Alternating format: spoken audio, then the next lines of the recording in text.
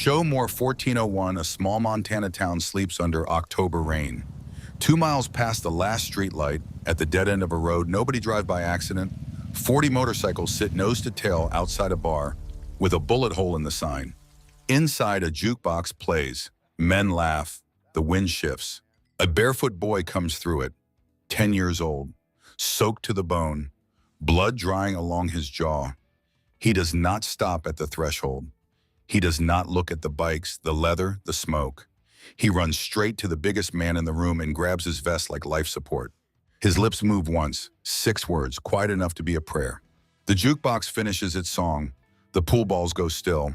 Outside, headlights cut through the rain. 3 men step out of a black sedan. One of them is smiling. The door blows open. The door blows open again. The rain came down on Cedar Falls, Montana, the way it always came down in October.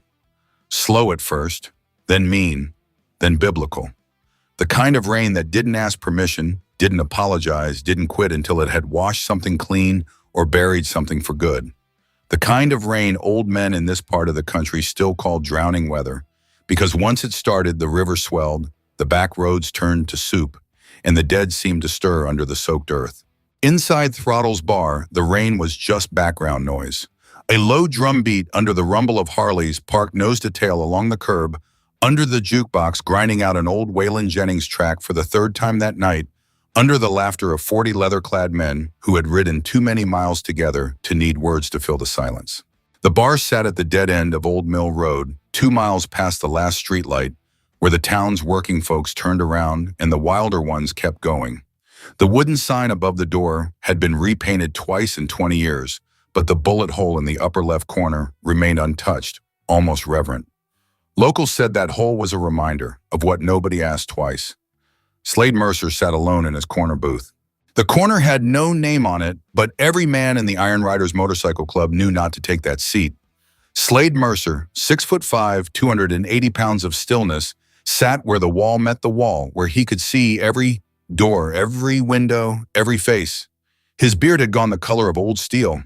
His hands lay flat on the wood, palms down, fingers spread the way a man rests his hands when he's already counted every exit in the room. His brothers called him Bear, not because of the size, though the size helped. They called him Bear because of the way he carried weight. Quiet, without complaint, like the animal that walked through winter carrying everything it owned on its back. Bear was 63 years old. He had ridden with the Iron Riders for 31 of those years. Before that, 2 tours in the Army, an honorable discharge, a steel plate behind his left ear, from a roadside in a country he never talked about. After that, 12 years working construction with his brother Hank, until Hank went into the ground at 45 with a heart attack that nobody saw coming. After Hank, there had been a wife. After the wife, there had been a son. After the son, there had been a grandson. And then there had been no one. Bear did not think about that anymore. Or more truthfully, he thought about it the way you think about a chronic ache, the way you carry it in the joint of your hip until you forget you are limping. He sipped his coffee. He looked at the door. He did not order a drink. He had not ordered a drink in 8 years and 3 months. He could have told you the day. He never did. Brock Hogan was at the pool table. Brock was the sergeant-at-arms, 51, bald, built like a furnace with a laugh that could rattle glass. He was winning. He was always winning at pool. The rumor went that he had played his way across 3 states in the late 90s and never lost a rack he cared about. Dax Flynn was at the corner of the bar, hunched over his laptop.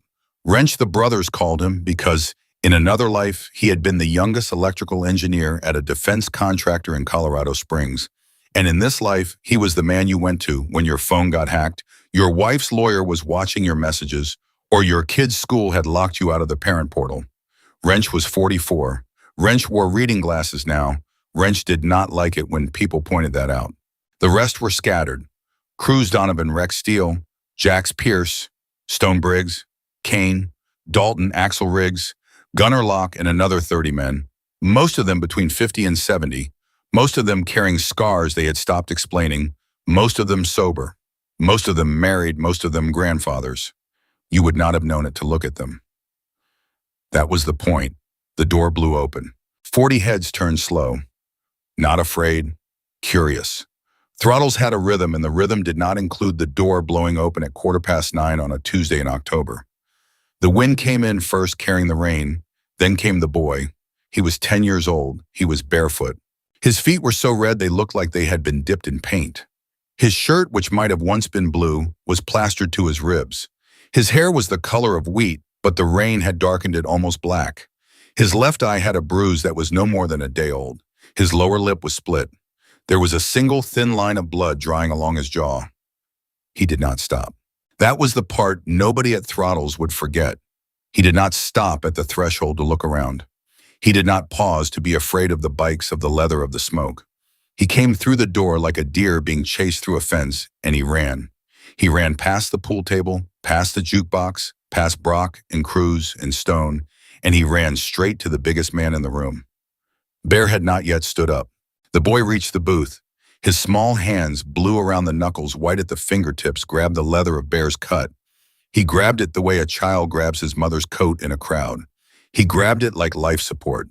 He pressed his face against Bear's sleeve, and he whispered, his voice barely louder than the rain on the tin roof. "Please don't let him take me again."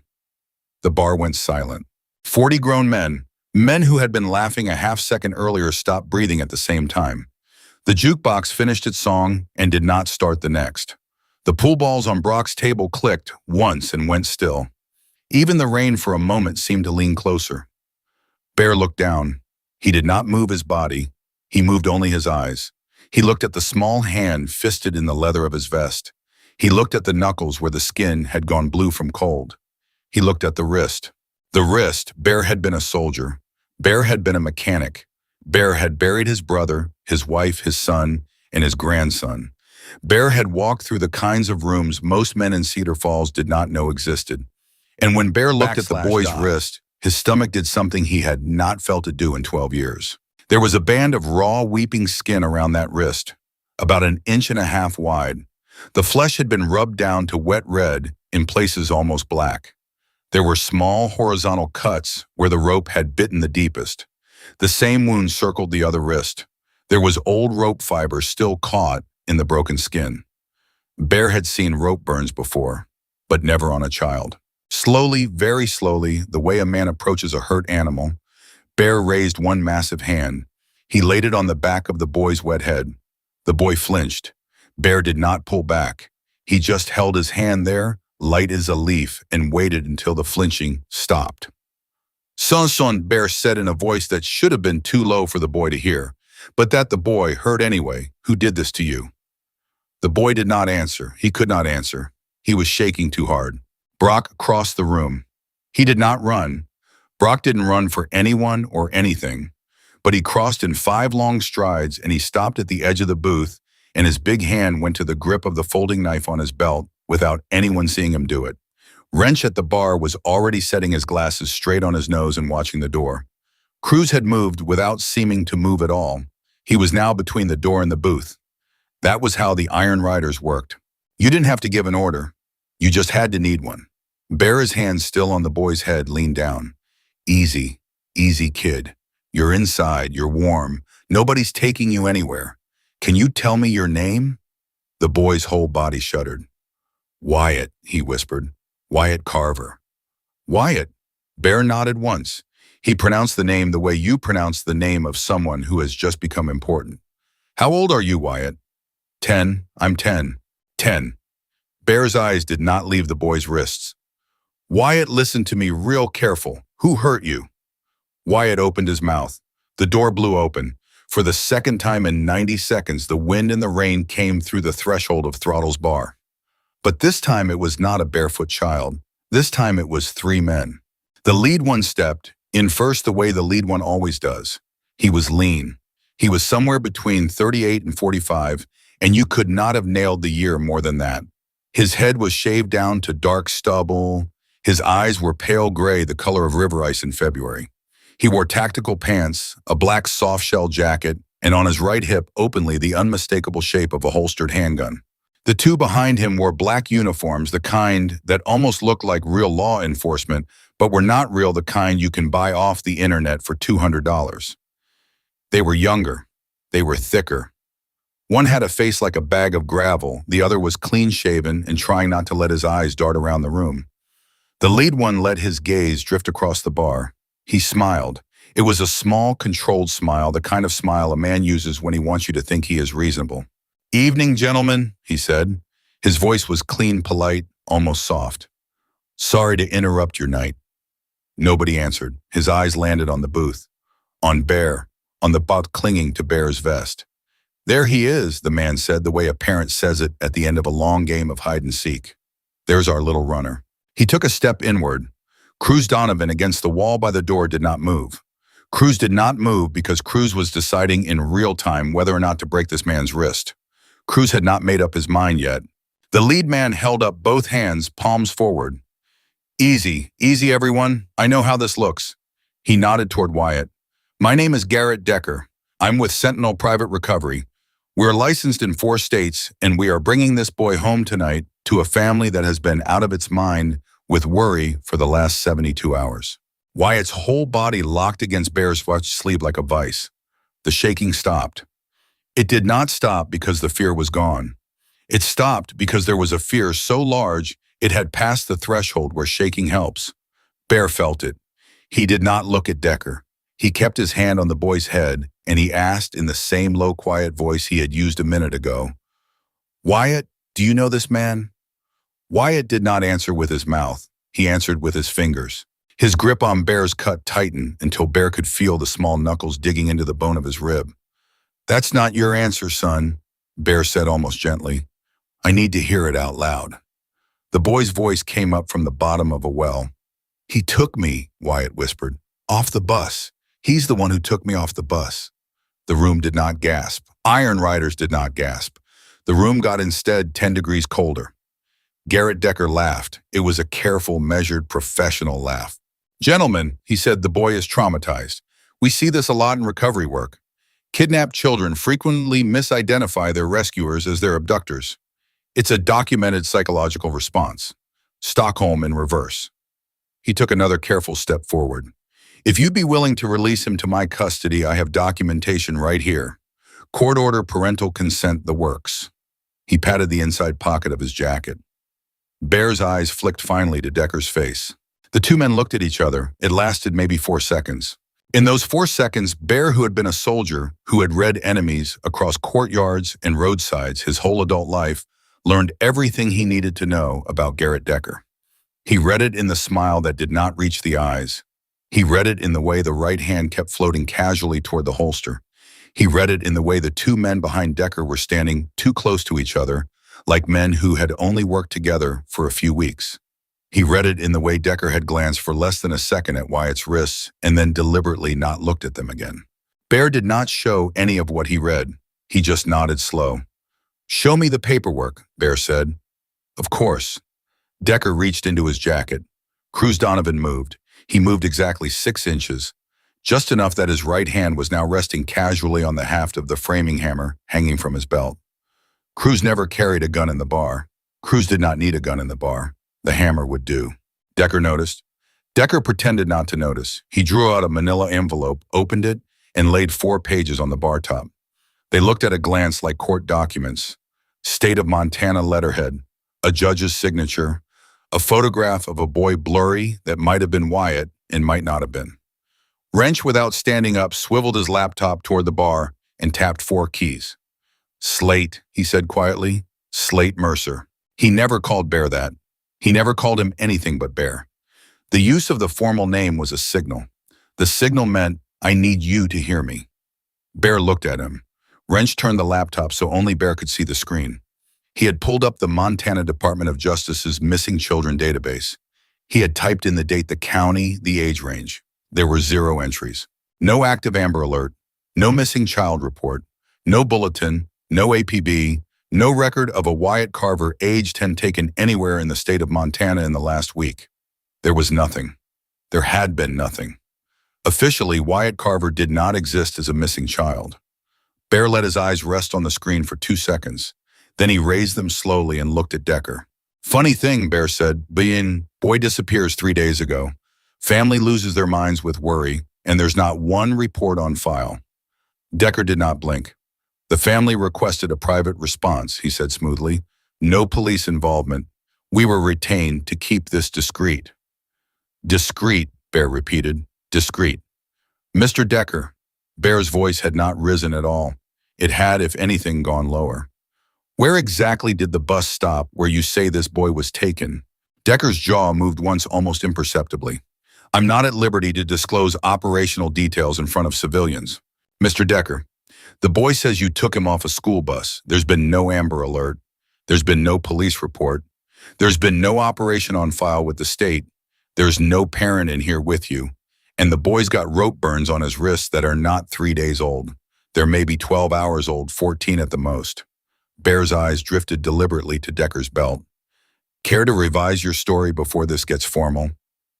For a single beat, Decker's face did not move. Then it moved. The mask slipped the way a mask slips when a man realizes the room has read him. The polite professional smile flattened. The pale gray eyes hardened. The right hand stopped pretending to float and went openly to the grip of the handgun on his hip. Hand over the boy, Decker said. His voice had not risen either. That was the worst part. His voice had not risen. Brock's knife was already out of its sheath. He held it low against his thigh where the table hid it from Decker. Cruz had the hammer loose in his fingers. Stonebriggs had stepped somehow without anyone seeing him move into a position behind the two backup men blocking their exit. Jax Pierce, who never wore his cut to the bar, but who had it on tonight because his wife had washed his jacket and he hadn't picked it up yet, was angled to cut off the bar's emergency exit. The entire room had in 11 seconds become a single coordinated organism, and Decker had not noticed because Decker was busy looking at Bear. Mr. Decker, Bear said, I'm going to give you one piece of free advice tonight. He stood up. He did it slowly. The booth groaned as his weight came off the bench. 6'5", 280 pounds of a man who had stopped being afraid of consequences a very long time ago. Wyatt let go of his cut and stepped back, and Bear angled his body to put himself between Wyatt and the room. You came in here, Bear said, and you tried to walk out with the boy who has rope burns on his wrists. You came in here and you lied about who you were. You came in here with 2 men and 3 guns, and you tried to play paperwork with the Iron Riders Motorcycle Club. So here's the free advice. If you draw that pistol, you will be dead before it clears the holster. You and both your friends, and the only people in this bar tonight who will end up in handcuffs are the 3 of you. You understand what I'm saying, son? Don't call me son, Decker said. You're younger than my son was, Bear said. I'll call you what I want. Decker drew the gun. He cleared the holster. He did not get any farther than that. Brock's hand closed over Decker's wrist from below, twisted, and slammed the gun arm down onto the bar. The handgun clattered, skidded, and stopped at the edge by Wrench's laptop, who picked it up by the barrel with 2 fingers expertly and slid it across the polished wood to Stonebriggs. The 2 backup men reached for their own pieces and discovered that Cruz Donovan and Jax Pierce were already behind them, the way wolves are already behind a deer that thought it was running. One man's wrist popped audibly. The other dropped to his knees with Cruz's hammer pressed light as a feather against the back of his skull.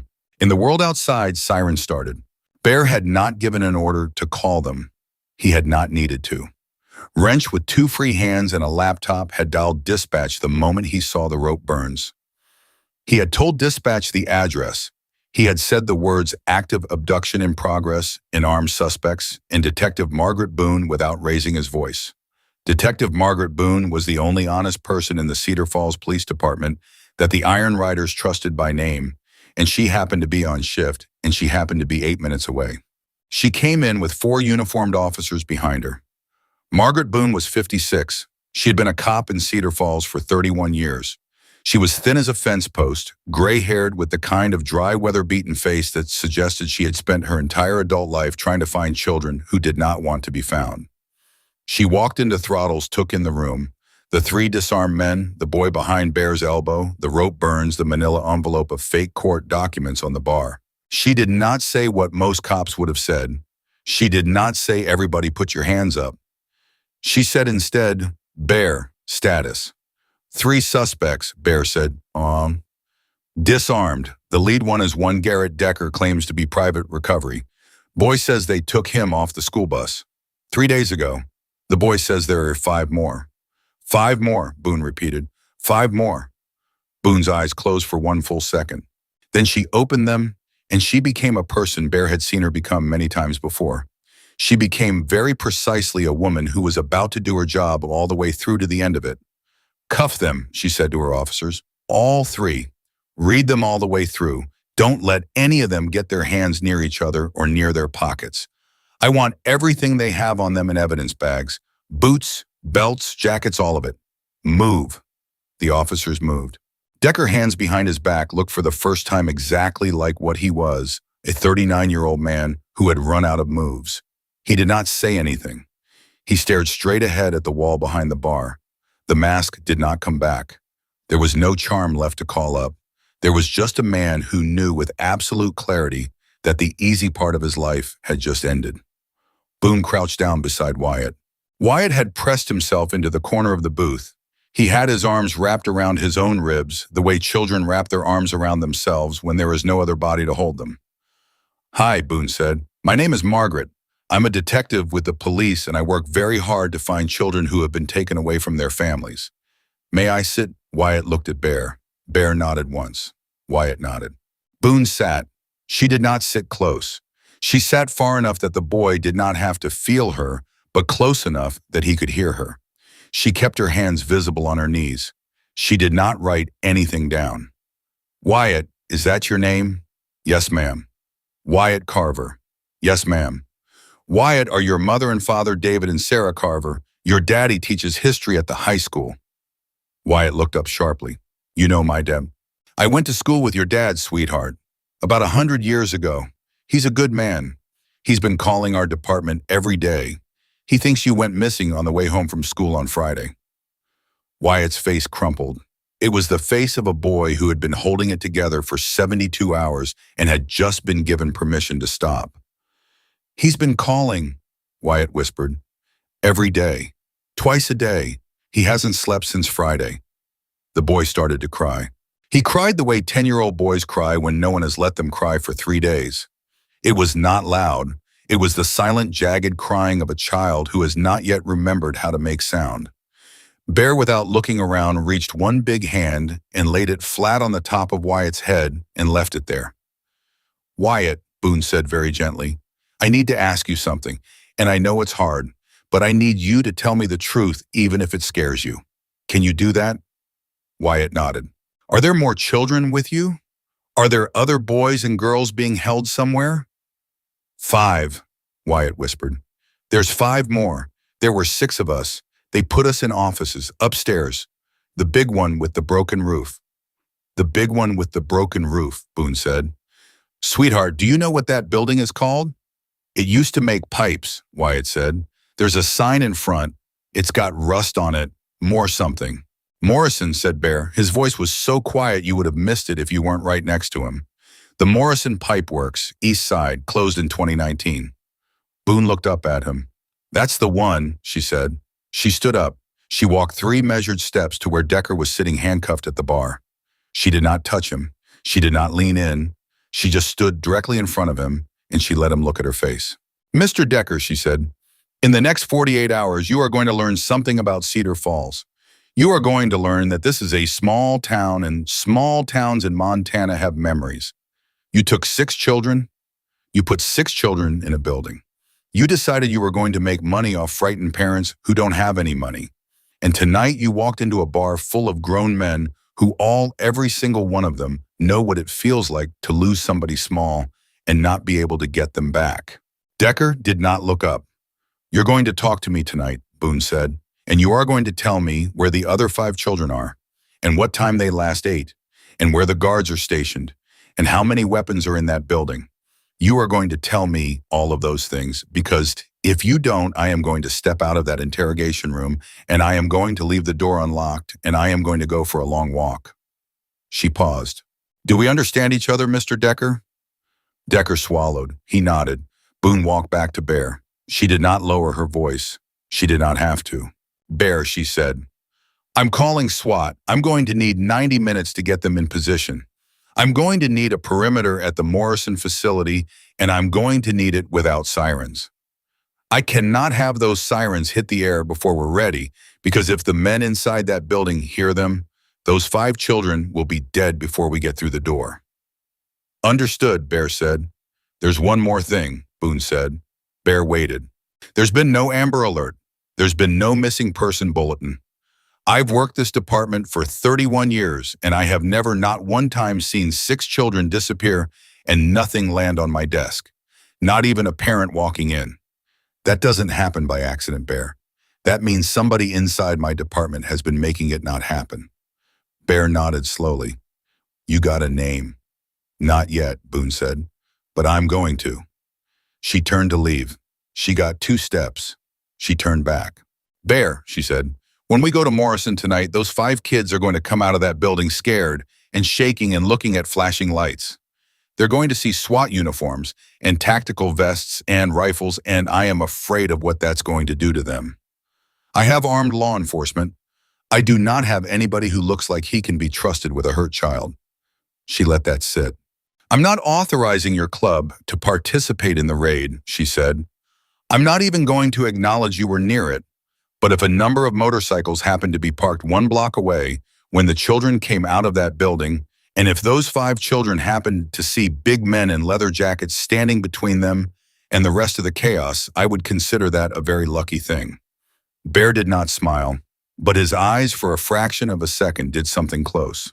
Detective, he said, you go do your job. We'll do ours. She nodded once and walked out into the rain. The door closed behind her. For a long moment, the only sound in Throttle's bar was Wyatt Carver breathing. Bear knelt down. He had not knelt down in 12 years. His left knee did not enjoy the experience. He did it anyway. He brought himself eye to eye with the boy in the booth. Wyatt, yes, sir. In a little while, your dad is going to come walk through that door. You understand me? Your dad is going to come walk through that door, and he is going to pick you up, and he is going to take you home. But before he gets here, I need you to do one thing for me. Can you do one thing? Wyatt nodded. I need you to tell me everything you remember about the place where they kept you, about the big building, the doors, the windows, where the men sleep, where they keep their guns, where the food is, how many of them are there, what time they change shifts, anything you saw, anything you heard. Even if you think it doesn't matter, it matters. Can you do that for me? The boy took a breath. He let it out. He started to talk. He talked for 14 minutes. Wrench typed every word into his laptop without looking at the keys. Brock stood behind, bare arms crossed, listening like a man who was building a map in his head. Cruz drifted to the door and watched the road. Stone moved between the back of the bar and the kitchen, securing the room. The 3 handcuffed men sat at the bar in absolute silence, their lives in handcuffs and their futures in pieces, and Wyatt Carver, 10 years old, talked. He talked about the guard with the cough. He talked about the broken second-floor window in the south wall, the one you could see the sky through if you stood on the desk. He talked about the bigger man who wore a wedding ring and the smaller one who didn't. He talked about the girl who cried at night whose name was Olivia, and the boy who would not stop praying out loud whose name was Caleb. He talked about Mason, who was 7 and who had wet himself the first night and who had cried so hard that one of the guards had threatened to shut him up for good. He talked about Sophia, who was 11, who was the oldest, who had kept the rest of them sane by telling them stories about a horse her grandfather had owned. He talked about Emily, who was 8 and who had not spoken a word in 72 hours. Wrench typed. The kitchen door opened. Bear looked up. David Carver was 38. He looked that night somewhere near 60. He had been a high school history teacher in Cedar Falls for 14 years. He had a kind, plain face and honest beard glasses with one cracked lens that he had not gotten around to replacing because he could not afford it. He was wearing the same shirt he had been wearing for 3 days. His eyes were the eyes of a man who had not slept in 72 hours. He stepped inside. He saw the boy. He stopped breathing. Wyatt looked up. Dad. The single word. David Carver crossed Throttle's bar in 5 steps, and he fell to his knees next to the booth, and he gathered his son into his arms with the kind of holding that men only do when they have given a child up for dead. Wyatt's small body went limp against his father's chest. The father's whole frame shook. He did not make any sound. He just held the boy and shook. Bear stood up. He stepped back. He gave them their distance. The bar, all 40 men looked away on instinct because the Iron Riders Motorcycle Club, however hard their faces had become over the years, still knew when to look away. Bear alone did not look away. He watched the father hold the son, and for the first time in 12 years, Slade Bear Mercer let himself remember, just for one heartbeat, what it had felt like to hold his grandson Owen, age 8, in his arms the morning before the funeral. His face did not change. His eyes did not change. But his right hand hanging at his side opened and closed once the way a hand does when it is reaching 12 years too late for something that is not there. Outside Throttle's bar, the rain kept falling. Somewhere 12 miles to the east in an empty pipe factory at the edge of town, 5 children were sitting in the dark in a locked office on the second floor listening for footsteps. One of them was praying. One of them was crying. One of them, the smallest, age 7, was so far past being able to cry that he was just rocking back and forth against the wall, his small hands wrapped around his own knees, his eyes wide open in the dark.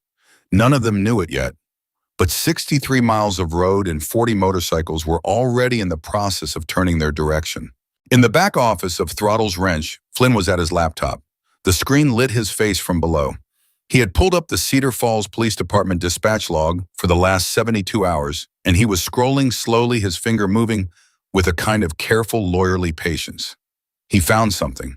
He found it at 3:47 in the afternoon on Friday. There had been a 911 call from a school bus driver. The driver had reported a vehicle blocking the road at the stop on Old Mill and Pine. The dispatcher who had taken the call had logged it as civil disturbance and routed it to the lowest priority. No officer had been dispatched for 47 minutes. By the time anyone arrived, the bus driver was unconscious in the ditch, the bus was empty, and 6 children were gone. The name of the dispatcher who had taken that call was listed at the top of the log. Wendell Roth. Wrench stared at the name for a long time. Then he picked up his phone and he called Detective Margaret Boone. The rain kept falling on Cedar Falls. The night had only just begun. Detective Margaret Boone took the call in the cruiser halfway between Throttle's bar and the precinct. She listened. She did not interrupt. When Wrench Flynn was done, she said only 3 words. "Send me everything." Then she ended the call. She drove another half-mile in silence. She pulled the cruiser onto the gravel shoulder of Old Mill Road, killed the engine, and sat with her hands on the wheel. Wendell Roth.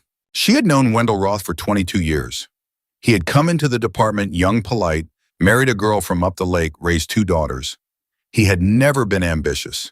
He had never been a problem.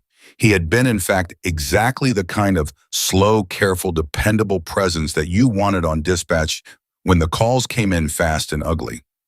The kind of man you did not look at twice, which was, Margaret Boone reflected, exactly the kind of man you should always look at twice.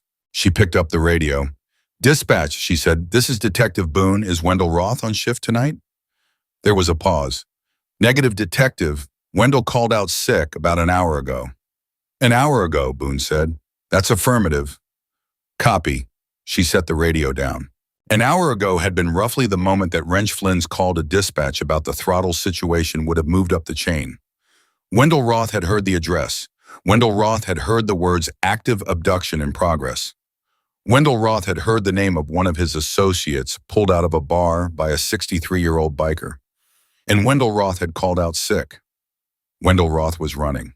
Boone reached for the radio again and stopped. She put her hand on the gear shift instead. If she put out an 8B on Wendell Roth, every dispatcher and every uniform in 3 counties would hear it. Wendell knew them all. Wendell had been in their living rooms. Wendell had taught their kids Sunday school. If anyone heard that he was being pursued, one of them somewhere would call him, and he would be in Canada by morning. She had to do this quietly. She had to do this with people she could trust. She started the engine. She did not turn around toward the precinct. She turned the cruiser around and pointed it back toward Throttle's bar. When she walked back through that door, the bar was operating like a command post. Maps were spread on the pool table. Wrench had his laptop open beside them, and a hand-drawn floor plan of the Morrison Pipeworks was emerging from Wyatt Carver's memory line by line under the steady pencil of Brock Hogan. Cruz Donovan was on the phone with someone talking quietly.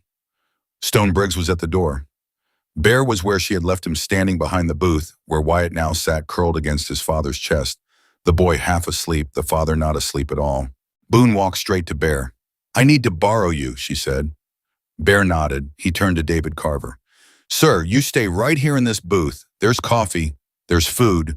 Wyatt's going to sleep about 10 minutes from now, mark my words. When he does, you're going to want to be exactly where he can see you when he opens his eyes again. We'll handle the rest. David Carver tried to say something. His voice would not come. Bear nodded once at him the way one man nods at another when there is nothing to say, and followed Boone to the back hallway. They stopped beside the walk-in cooler. Wendell Roth, she said. He called out sick an hour ago. He's running. You need help finding him. I need help finding him without anyone in my department knowing I'm looking. I have 4 officers I trust. The rest, until I know who else has been bought, I cannot use. Bear absorbed this. How many of mine can you take? 6. Quiet ones. No colors, no bikes. I need cars, and I need men who can knock on a back door without breaking it. You'll have them. Where's Roth most likely to go? He's got a cabin on Echo Lake, 43 minutes from here, registered to his wife's maiden name. He thinks nobody knows about it. Then somebody knows about it. His sister-in-law and me, Boone said. She and I went to high school together. She called me 5 years ago after Wendell put her sister in the hospital. I helped get the sister out. Wendell still doesn't know I know about the cabin. Bear looked at her for a moment. Margaret, he said, you've been carrying that for 5 years. I have been carrying a lot of things for a lot of years, Boone said. Dun. Tonight I'm putting some of them down. Bear nodded. He turned. He went back into the main room. He raised one hand. The bar stopped moving. Cruz, Jacks, Gunner, Kane, Stone, Axel, go change. No leather, no patches, civilian jackets, civilian trucks. We're going up the lake. Brock, you stay here. You run point on the Morrison plan with the detectives people. Wrench, you stay where you are. I'm going to need your computer in 20 minutes. 6 men were moving before he finished talking. Boone watched them. Bear, she said. Yeah, I asked for help finding him. I did not authorize anyone hurting him. Bear looked at her. Margaret, he said. I have not laid hands on a man in anger in 8 years. Tonight is not going to be the night I start again. We're going to find him, and we're going to sit on him until you arrive with handcuffs and a warrant. Are we clear? We're clear. Good. He turned to go. She stopped him with one hand on his sleeve. Bear. He waited. I never asked you, she said very quietly. About Owen. I'm sorry, I should have. His face did not change. He'd have been 21 next April, Bear said. That's all I'll say about it tonight. He walked away. Outside Throttle's bar, 6 men climbed into 3 pickup trucks. None of them were riding their bikes. None of them were wearing colors. They looked from the road like off-duty contractors driving home from a job. Bear climbed into the passenger seat of Cruz Donovan's Ford F-250. The convoy turned east toward Echo Lake. The rain kept falling. While the trucks rolled toward Echo Lake, the rest of the night was unfolding in 3 different places at once. At the Cedar Falls Police Precinct, Detective Margaret Boone had Garrett Decker in an interrogation room. She had not turned on the camera. She had not Mirandized him a second time. She had simply set a thermos of coffee on the table between them, sat down across from him and waited. He had broken in 11 minutes. He had told her about the operation, 3 states, 4 years, working-class families, school routes, church groups, after-school programs. They watched. They picked the families whose social media showed 2 working parents in 1 car. They timed the bus driver's brakes. They had a database. They demanded $50,000 per child paid in untraceable money orders. Their pitch to parents was always the same. Don't call the police. Bring the money. You'll get your child back. We've done this many times. We always honor the deal. Sometimes they even did. The first 16 kids had gone home alive. The reason they had survived this long was simple. Working parents do not call the police. Working parents call their pastor, their boss, their brother-in-law. Working parents take out second mortgages. Working parents sell their wedding rings. Working parents do exactly what frightened working parents have always done, which is to comply and pray. But the Carver bus had been different. The Carver bus had been 6 children at once. 6 $50,000 demands going out to 6 families in 3 days. And one of those 6 children had been Wyatt Carver, whose father was a history teacher who had spent his summers in his early 20s as a wilderness survival instructor at a camp in Idaho, who had taught his son to pick a slip knot with his teeth, who had spent every Saturday morning of Wyatt's childhood teaching him how not to be afraid in the dark. That was the part Garrett Decker had not factored in. He had picked a boy whose father, broke as he was, had built a son who could chew through a rope. And the inside man, Boone said when Decker had run out of words, Wendell Roth. Decker did not answer. Mr. Decker, Boone said, if Wendell Roth is found at his lake cabin tonight, and you are the one who put me on to him, that will be a significant detail when this comes in front of a judge.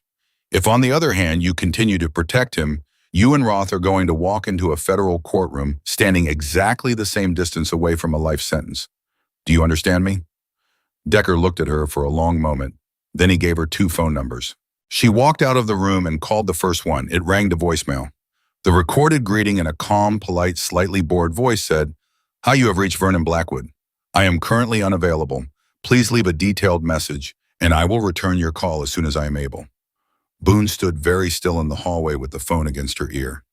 Vernon Blackwood, Superintendent of Cedar Falls Unified School District, 48 years old, married, 2 grown children, member of the Rotary Club, member of the United Methodist Church Board, honorary marshal of the 4th of July Parade, the man who had given the eulogy at the principal of Cedar Falls High School's funeral 2 years before.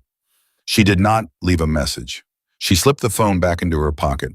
She walked back into the interrogation room. She looked at Decker. "Mr. Decker," she said, "who is Vernon Blackwood to you?" Garrett Decker looked at the table. For the first time, he looked afraid.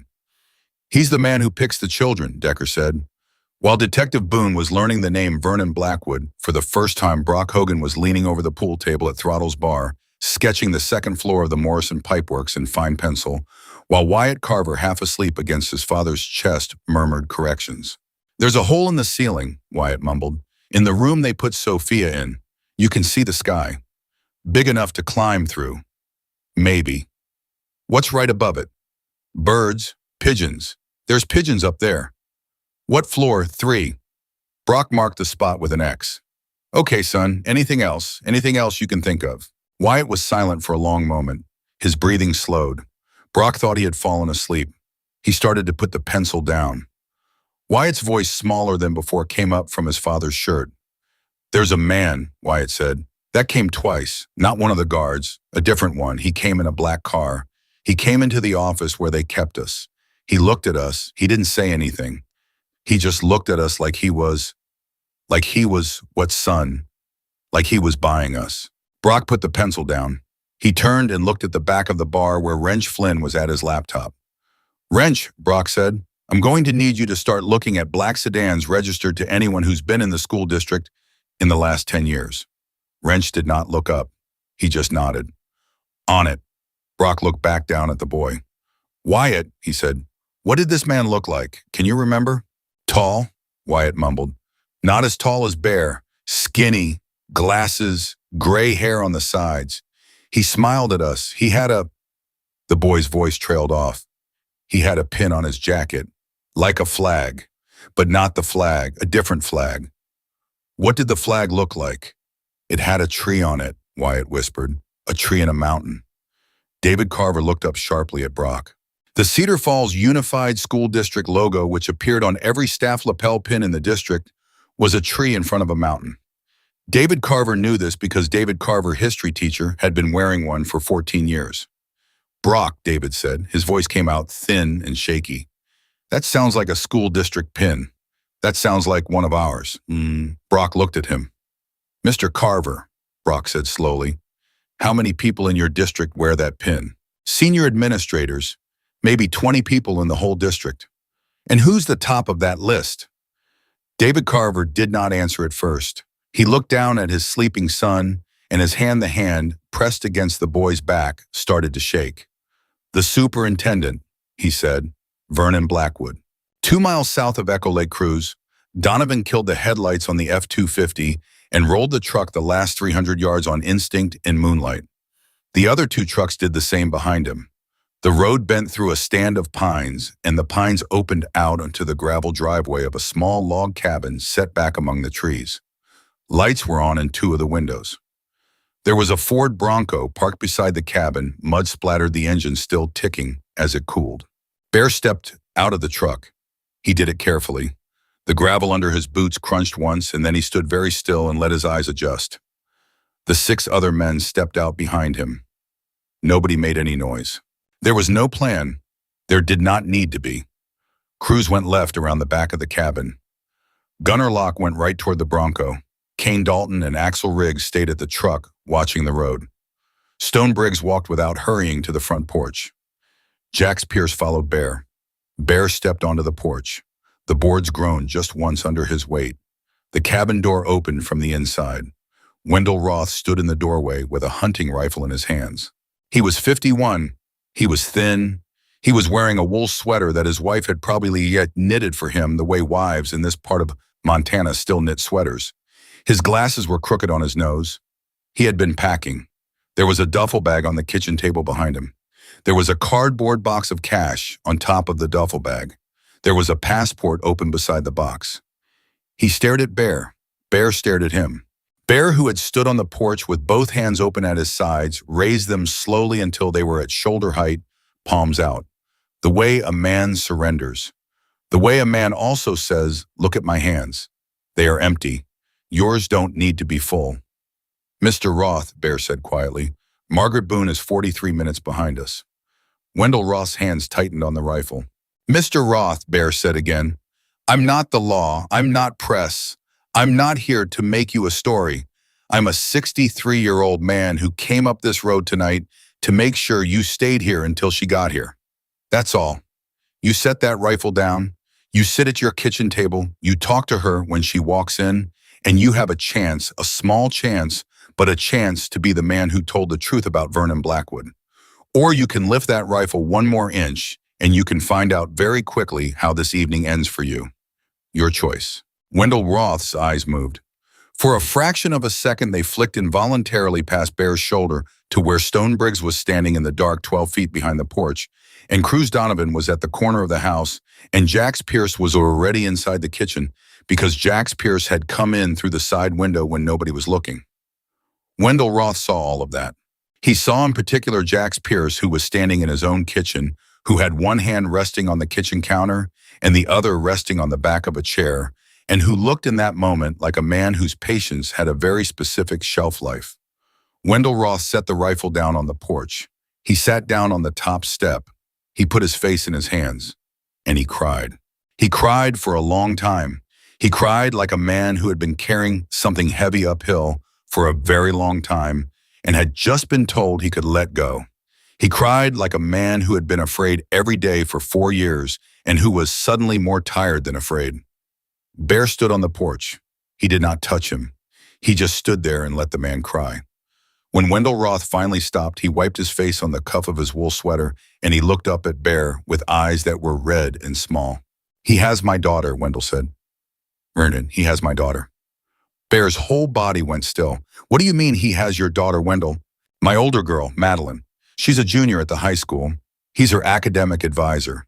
He has been her academic advisor since she was a freshman. 4 years ago, he called me into his office. He told me he had photographs of her. He said if I didn't help him, those photographs would be on the internet by the end of the day. He said he didn't want money. He said he just wanted me to make some 911 calls go slow, sometimes. Not always, just sometimes. And he showed me the photographs." Bear did not speak. Wendell Roth pressed the heels of his hands into his eyes. "I should have shot him in his office that day," Wendell said. "I should have shot him and shot myself and put the photographs in an envelope to Margaret Boone and let her clean it up. That's what a real man does. I have known that every day for 4 years. And I did not do it. I did what he told me. I made the calls go slow. I made the reports go slow. I cost children, Bear. I cost children." "How many?" Bear said. 11 that I know of," Wendell whispered. 11 I helped delay. 6 of them came home. 5 of them did not." The porch was silent. 40 miles back at Throttle's bar in the back hallway, Margaret Boone got the call. She listened.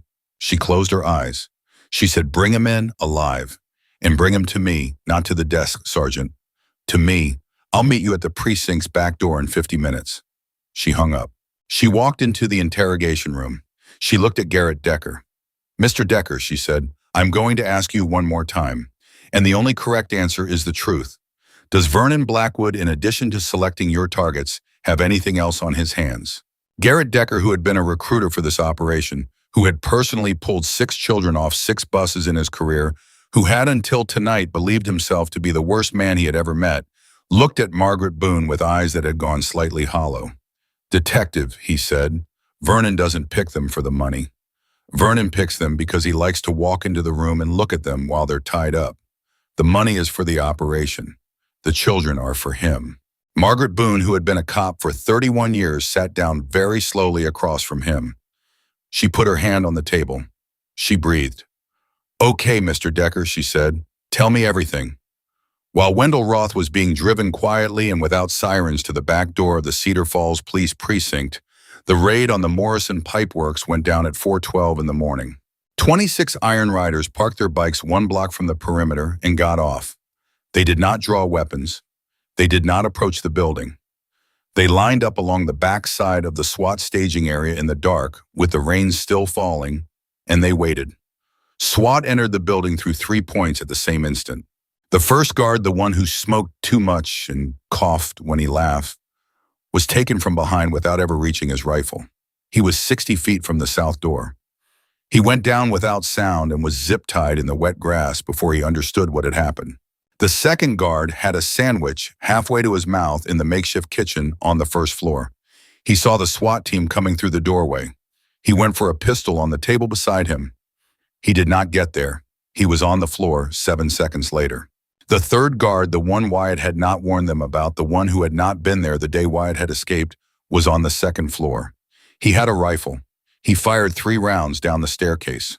1 round struck Stone Briggs, who had pushed himself against orders, against everyone's better judgment, against Bear's specific instructions to stay behind the SWAT line, into the building beside the lead SWAT officer. Stone Briggs went down on the second floor landing with a bullet in his left thigh, 3 inches from his femoral artery. He did not scream. He rolled himself behind a concrete pillar, applied a tourniquet from his belt, one-handed, and called out, "Keep moving, I'm hit, but I'm clear. Get the kids." The SWAT team did not stop. They cleared the third guard in 8 seconds. The office door on the second floor, the one Wyatt had described, was padlocked from the outside. A SWAT officer cut the lock with a bolt cutter, and the door swung open. In the dark of the office, 5 children sat in a row against the back wall. They were holding hands. The oldest, Sophia, 11 years old, had her arm around the youngest Mason, 7, who had finally stopped rocking. Caleb, 9, was praying so quietly that you could not hear the words. Olivia, 10, had her face pressed into Sophia's shoulder. Emily, 8, who had not spoken in 72 hours, looked up at the silhouettes in the doorway. Emily was the first to make a sound. She made a small, broken noise that was not quite a word. The SWAT officers, all 6 of them, men who had children of their own men, who had trained for years to enter rooms and not feel anything, stood in that doorway, and for 1 second did not move. Then the lead officer lowered his rifle. He took off his helmet. He crouched down. He held out one gloved hand. "Hi," he said. "My name's Officer Reyes. I'm a police officer. Your moms and dads be looking for you, and we are here to take you home. Is that okay with you?" Sophia, 11, stared at him. Sophia, 11, did not let go of Mason. Sophia, 11, said, "Are you sure?" "I'm sure, sweetheart." The children began very slowly to stand up. Mason could not stand at first. His legs had been folded under him too long. Olivia and Caleb, between them, lifted him one under each arm and walked him forward step by step, the way you walk an old man across a parking lot. Emily walked behind them alone, her arms wrapped around her own waist, her eyes on the floor. Sophia came last. Sophia would not leave that office until she had counted the others through the door twice, the way she had counted them every night for 3 nights. The medics met them at the bottom of the stairs. The medics had warm blankets. The medics had water in small bottles.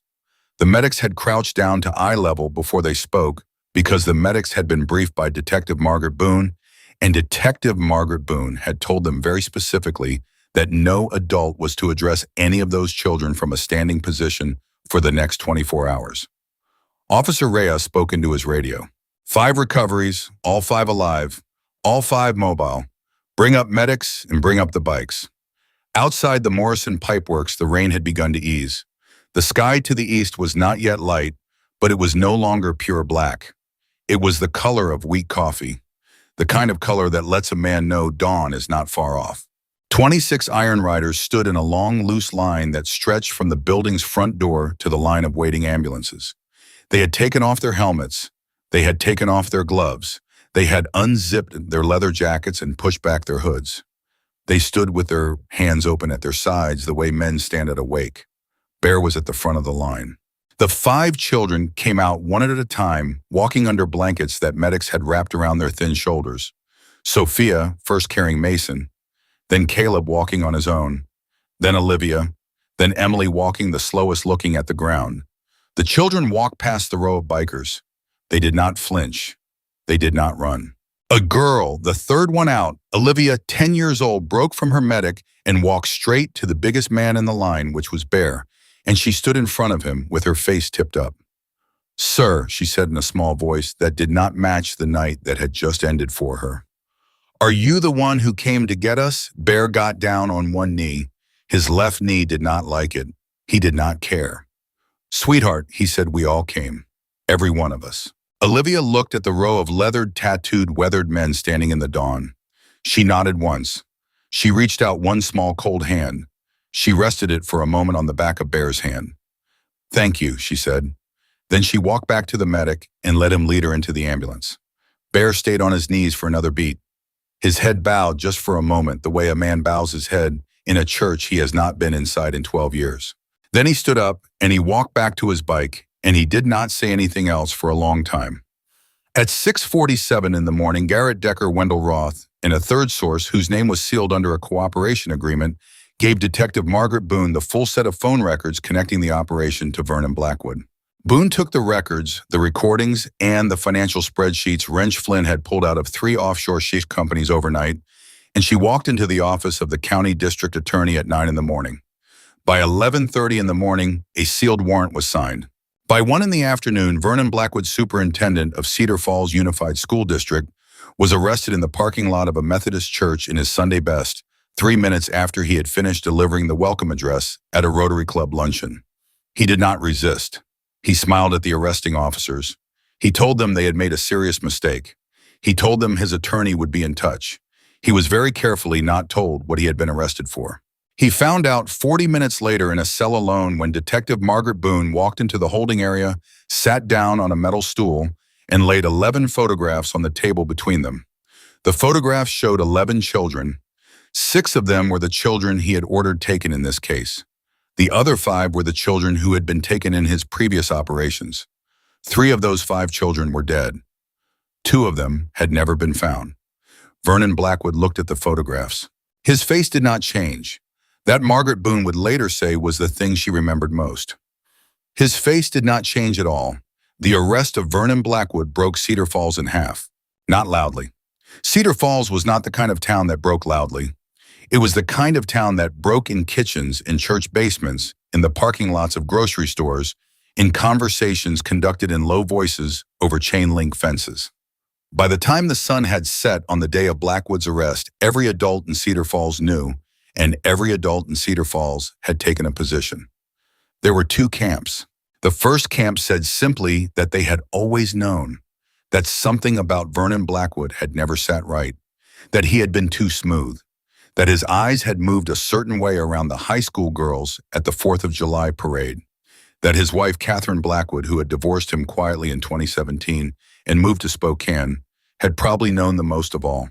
The second camp said just as loudly that this was a misunderstanding, that Vernon Blackwood had served the district for 19 years, that he had personally funded the new gymnasium, that he had given the eulogy at Principal Mike Kerrigan's funeral, that this was perhaps a setup, that the Iron Riders had a grudge, that the Carver family had always been strange, that in any case the boy was 10 years old and 10-year-old boys made things up. The first camp was made of people who had children. The second camp was made of people who had power. By the second week, the second camp had hired Vernon Blackwood's defense team. It was a 5-attorney firm out of Helena. They flew in. They held a press conference. They used phrases like rush to judgment and vigilante interference, and the dangers of trial by motorcycle. They demanded the release of their client on bail. The judge denied bail. The defense filed a motion to suppress. The judge denied the motion to suppress. The defense filed a motion to dismiss.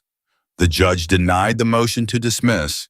And on the third day after Vernon Blackwood's arrest, a black SUV with tinted windows parked across the street from David Carver's house at 11:47 at night.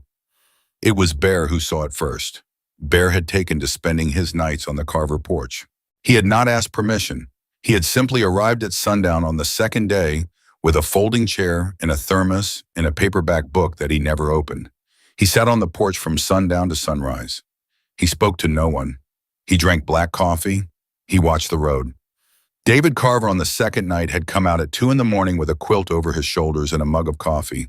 He had sat down on the porch step beside Bear, and he had not said anything for a long time. Then he had said, "You don't have to be here, Mr. Mercer." "Yeah," Bear had said, "I do." David Carver had nodded. He had gone back inside. That had been the extent of the conversation. On the third night at 11:47, the black SUV pulled to the curb across the street. Bear did not move. He did not stand. He did not put down his coffee. He raised the radio at his hip. "Cruise, black SUV, Carver House, now." He clicked off. The SUV sat at the curb for 2 minutes. The headlights were off. The engine was running. Bear could see the silhouettes of 2 men in the front seats. After 2 minutes, the driver's door opened. A man stepped out. He was wearing a dark coat. He was holding something dark in his right hand, low against his thigh, the way a man holds a thing he hopes nobody sees yet. He walked casually across the street. He stepped onto the lawn of David Carver's house. He looked up at the second-floor window, where Wyatt's bedroom light was on. He raised his right hand. Bear stood up. He did it without sound. 63 years old, 280 pounds, and not one board on that porch creaked. He stepped off the porch and walked across the lawn, and the man with the gun, who had been looking up at the second-floor window, turned a half-second too late. Bear put his hand around the man's wrist. He did not break it. He could have. He did not. He squeezed it slowly until the man dropped the gun in the wet grass. He put his other hand on the side of the man's neck. He leaned down to his ear. "Son," Bear said, "I want you to listen to me very carefully. There is a 10-year-old boy in the window upstairs. He has been through a thing in his life that no child should ever go through. He has been home for 3 days. He has slept in those 3 days for a total of approximately 11 hours. I have counted because I have been sitting on this porch, and you came to this house tonight with a gun in your hand. So I'm going to ask you one question, and the answer to that question is going to determine the rest of your week. Who sent you?" The man, 26 years old, 200 pounds, a fully armed and trained operator from a contract security firm in Bozeman, looked up at the 63-year-old man whose hand was wrapped around his throat, and he understood with absolute clarity that he was in the worst trouble of his life. "Brad," he gasped, "Brad Whitman, out of Bozeman. He paid me $10,000. I don't know who paid him." 2 trucks pulled up. Krusbrock, Wrench, and Stone, who was on crutches but who had refused to stay home, climbed out. The SUV across the street tried to pull away. Stone, even on crutches, brought up a tire puncturing device from the back of the truck and threw it under the rear tires before the driver had gotten 10 feet. The SUV rolled to a stop with 2 flat tires and a driver who by then had figured out the night was over. Bear handed the gunman by his collar to Brock Hogan. He picked up the gun off the grass.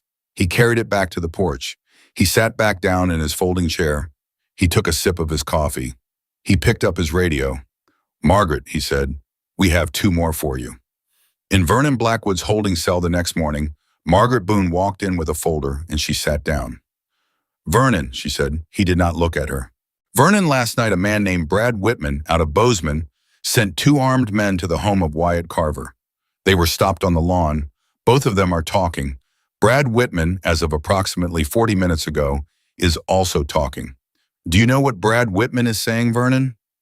Vernon did not look at her. "He is saying," Boone continued, "that you paid him $15,000 on Tuesday evening in cash in the parking lot of a Sinclair gas station outside Lewistown to kill a 10-year-old boy. Now, the legal name for that, Vernon, is solicitation of murder. Specifically, solicitation of murder of a witness in an active criminal proceeding. Specifically, solicitation of murder of a witness who is a minor child. Vernon looked at her. For the first time his face did something. It went very slightly white around the mouth. "My lawyer," he said. "Your lawyer," Boone said, "has been informed. Your lawyer is on his way." "I'll wait." "You'll wait." She sat with him in silence for the next 18 minutes until the lawyer arrived. She did not say another word. She did not need to. The trial of Vernon Blackwood began on the 17th of March. It was held in the county courthouse in Cedar Falls, in the same wood-paneled room where Vernon Blackwood had 2 summers earlier given an address to the local Boy Scout troop about the importance of integrity in public service. The prosecution's case ran for 6 days. Garrett Decker testified. He gave the timeline. He gave the names. He gave the bank accounts. He identified Vernon Blackwood sitting at the defense table in a dark gray suit as the man who had selected each of the 6 Cedar Falls children and the 11 children before them. The defense cross-examined him for 2 hours. He did not waver. Wendell Boss testified. He gave the photographs Vernon had used to blackmail him. He cried twice. He looked when he was done like a man who had been waiting 4 years to put down a stone. Wrench Flynn testified as a forensic financial consultant retained by the prosecution. He walked the jury through the offshore accounts, the shell companies, the wire transfers. The jury did not understand all of it. The jury did not need to. They understood the bottom line, which was $1.2 million siphoned from the Cedar Falls Unified School District over a 4-year period into accounts that traced through 6 layers back to Vernon Blackwood. Margaret Boone testified. She spoke for 41 minutes. She did not raise her voice once. And then the prosecution called Wyatt Carver. Wyatt was 11 now. He had grown 2 inches since October. He had cut his hair short on his own request because the long hair reminded him of the night he had run barefoot through the rain. He wore a blue button-down shirt and a clip-on tie that his mother had bought him. He held the railing of the witness box with both hands. He looked at the jury. He did not look at Vernon Blackwood. The prosecutor, a woman named Helen Brody, asked him very gently about the bus. Wyatt told her about the bus. She asked him just as gently about the building. Wyatt told her about the building. She asked him about the rope. Wyatt held up his wrists. The scars were healed by then, but they were still visible. Thin pink rings, one around each wrist that would never quite fade. She asked him finally the question that everyone in the room had been waiting on. Wyatt, while you were being held in that building, did anyone else come into the room besides the 2 guards? Yes, ma'am. Can you describe that person? He was tall, not as tall as my friend Bear. He had glasses. He had gray hair on the sides. He wore a black coat. He had a pin on his coat. The pin was a tree in a mountain. Did this person speak? No, ma'am. He just looked at us. For how long? A long time. The first time, maybe 2 minutes. The second time, longer. Maybe 10 minutes. Wyatt is the person who came into that room and looked at you in this courtroom today. Wyatt, for the first time, looked at Vernon Blackwood. His grip on the railing tightened. He did not look away. Yes, ma'am. Will you point him out for the jury? Wyatt raised one arm. He pointed at the man in the dark gray suit at the defense table. Him, Wyatt said. The courtroom did not gasp. The courtroom held its breath the way the room at Throttle's bar had held its breath the night the boy had run through the door, the way every room in Wyatt Carver's small history had held its breath when he had needed something to be still. The defense attorney rose to cross-examine. The defense attorney was a soft-handed man from Helena named Robert Pierce. He had spent 30 years getting men in suits out of accusations that they had earned. He looked at Wyatt with the kind of practiced gentleness that men like him used to disarm small witnesses. Wyatt, he said, you were in that building for 3 days. Yes, sir. And you were frightened, weren't you? Yes, sir. And it was dark. Yes, sir. Oh. And the man you say came into the room, you didn't see him for very long. 2 times, sir. The first time 2 minutes, the second time 10 minutes. You said, but you were frightened and it was dark and you were tired and you didn't see him for very long. Is it possible, Wyatt, that you might be mistaken? Wyatt looked at him. Wyatt was 11 years old. Wyatt had run barefoot through a rainstorm and grabbed a stranger's vest and asked to be saved, and the stranger had saved him, and now the stranger sat in the second row of the courtroom in a clean gray button-down with his hair combed to watching. Wyatt thought for a long moment. Sir, Wyatt said, when he came in the second time, he stood right next to where I was sitting. He smelled like coffee and like a kind of cologne my dad's friend Mr. Halloran wears. He had a scratch on his left ear, like a cat had scratched him, and it was scabbed over. And when he turned to leave, he stopped at the door and he said one word. He said a word. Yes, sir. You testified previously on direct that he didn't speak. He didn't speak the first time. He spoke the second time. And what word did he say? He said enough, Wyatt said. He said enough, like he was telling somebody he was done looking. And then he walked out. The courtroom was silent. Robert Pierce looked for the first time like a man whose suit no longer fit him. He had nothing else. He sat down. The jury was out for 3 hours and 21 minutes. They returned a verdict of guilty on all counts. Vernon Blackwood was sentenced 6 weeks later to 47 years in federal prison without the possibility of parole. He would be 95 years old, the judge noted, at the earliest day he could possibly be released.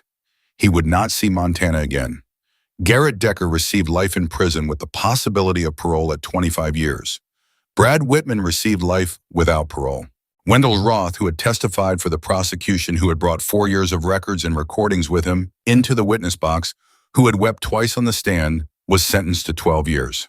He requested and was granted a transfer to a federal facility in Oregon near where his daughter Madeline was now in college. Stone Briggs, who had been shot in the leg on the second floor of the Morrison Pipeworks, walked with a slight limp for the rest of his life. He was awarded an honorary citation by the city of Cedar Falls, which he kept hanging on the wall of his garage. Below it, he hung a framed drawing that Wyatt had made for him of an iron rider with a star above his head. On the 1st of June, 6 months and 2 weeks after the night Wyatt Carver had run into Throttle's bar, the city of Cedar Falls demolished the Morrison Pipeworks. The wrecking ball arrived at 9 in the morning. A small crowd had gathered. Bear was there. So were Brock Cruz Wrench, Stonejack's Gunner, Kane, Axel Rex, and 20 other iron riders. The children were there, Sophia, Caleb, Olivia, Mason, Emily, and Wyatt. Their parents were there. Detective Margaret Boone was there in plain clothes with her grown daughter beside her, both of them holding coffee cups. The mayor was there. The mayor said something into a microphone about closure and community in the future. He was not a bad mayor. He was just a mayor. Bear did not listen to the speech. Bear was watching Wyatt. Wyatt was standing between his mother and his father. He was wearing the small leather vest that Bear had given him the previous Christmas. On the back, in small, neat stitching, Honorary Member Iron Riders Motorcycle Club. Below that, Guardian Watch. The wrecking ball swung. The first wall came down. A cheer went up from the crowd. The dust rose. When it cleared, the children, all 6 of them, were standing together, holding hands, watching the building fall. Olivia, 10 and a half, who 6 months earlier had walked across wet grass in the dawn to put her hand on the back of a 63-year-old biker's hand, broke from her parents and walked to Bear. She tugged at his sleeve. He looked down. "Mr. Bear," she said. "Yes, sweetheart. Will you come with us when they build the new one?" Bear looked at her. He looked at the dust rising over the lot where the Morrison Pipeworks had been. He looked at the row of children behind her. He looked at his brothers in their leather, standing in a loose half circle in the morning light. "Honey," he said, "I will come with you anytime you want me to." 6 months after that, the Cedar Falls Community Center for Children opened on the lot where the Morrison Pipeworks had stood. It was a 1-story building with a wide front porch, a long classroom wing, an indoor playground, a small library, and a counseling office staffed by 2 licensed therapists who had agreed to work for the city at a reduced rate. At the front entrance, a brass plaque had been mounted into the brick. The plaque read, "In gratitude to the 6 children who survived, in memory of the children who did not, protected by Guardian Watch." Below it in smaller letters was a quote that the parents of the 6 children had voted unanimously to include. It read, "When you cannot make the world safe, you can still stand between it and a child." Bear had not asked for the quote. He had not approved it. He had not been consulted. He found out about it the morning of the opening. When he walked up to the plaque read, it took off his sunglasses and stood very still for a full minute. Wyatt Carver, 11 and a half years old in a small leather vest, walked up beside him. He took Bear's hand. He didn't say anything. He just held it. After a while, Bear's other hand came up and rested on the top of Wyatt's head, the way it had rested on the boy's head the first night in Throttle's bar, with the rain coming down and the world about to break wide open. That afternoon after the opening, Bear rode his bike out to the Cedar Falls Cemetery alone. It was a 40-minute ride. He took the long way. When he reached the cemetery, he parked the bike at the gate and walked on his bad knee through the rows of stones until he came to the one he wanted. It was a small headstone, white marble, already a little weathered after 12 years. The stone bore the name Owen Mercer, beloved son, beloved grandson. Born in the spring, lost in the summer, 8 years old when he went into the ground. Bear stood in front of the stone for a long time. He took off his hat. He folded it in his hands. He cleared his throat. He started to speak. He stopped. He started again. "Owen," he said. His voice was rough. It got stuck. He waited. He started over. "Owen, I am sorry I am 12 years late getting here. I have come a few times. You know I have. I just haven't said anything in a long time." The wind moved across the cemetery. "I want to tell you about a boy," Bear said. "His name is Wyatt. He is 10. Well, he is 11 now by a few months. I want to tell you what he did. I want to tell you what we did. I want to tell you about 5 other children in a building that does not exist anymore, and a man who is going to die in a prison cell." Bear paused. He breathed. "I could not get to you in time, son. I have been carrying that for 12 years. I am not going to put it down today. I will probably not put it down ever. But last October in the rain, a boy ran into a bar and he grabbed my coat and he asked me to keep him safe. And I did. And then we kept 5 others safe. And then we kept the whole town safe. I do not know if this counts for anything in whatever place you are in now, but I wanted you to know." He bowed his head. The cemetery was very quiet. "I did not save you," Bear said very softly, "but I think maybe you saved them. Through me. I think maybe every door I went through that night you went through with me. I think maybe you were the reason I did not turn around." He let that sit. After a while, he reached into the inside pocket of his cut and took out a small folded piece of paper. It was a drawing. It was the drawing Wyatt Carver had made 2 weeks earlier of 40 bikers standing in front of 6 children. At the top in pencil, in the small, careful handwriting of a 5th grader, were the words, "This is what you look like when you saved us." Bear unfolded it. He looked at it for a long time. He laid it carefully at the base of the headstone. He weighed it down with a stone the size of his palm so the wind would not take it. "This is from him," Bear said. "He doesn't know I brought it to you. He'd like that you have it, though." He put his hat back on. He stood for a moment longer. "I have to go," he said. "There are some kids waiting for me at the center. I told them I would come back after. I do not break promises to kids anymore, Owen. I learned that one the hard way." He turned and walked back to his bike. He started it. The engine caught on the first try the way it always did. He rolled out of the gate onto the highway and pointed the bike back towards Cedar Falls. The wind was warm. The sky was clear. The road was open. And somewhere ahead of him, in a brand new building with a brass plaque at the door, 6 children were waiting, and a long line of leather-jacketed brothers was waiting beside them, and a small boy named Wyatt was standing on the front porch in a leather vest 2 sizes too big, looking down the road for the sound of an engine he had learned to listen for. The engine came over the hill. The boy lifted his hand. And Slade Bear Mercer, 63 years old, 280 pounds of stillness, lifted his own hand back. That was how it ended. That was how, in a small town in Montana, on the long road out of October, the worst night of a 10-year-old boy's life became the first day of 1,000 other children's safety. That was how 40 bikers, the kind of men this country had spent a long time learning to be afraid of, became the kind of men this country had been waiting all along to be saved by. That was how, on the night the rain came down and a barefoot boy ran through a door, the Iron Riders Motorcycle Club, which had been called many things over 31 years, was finally called by the only name that ever mattered. They were called the Men Who Showed Up.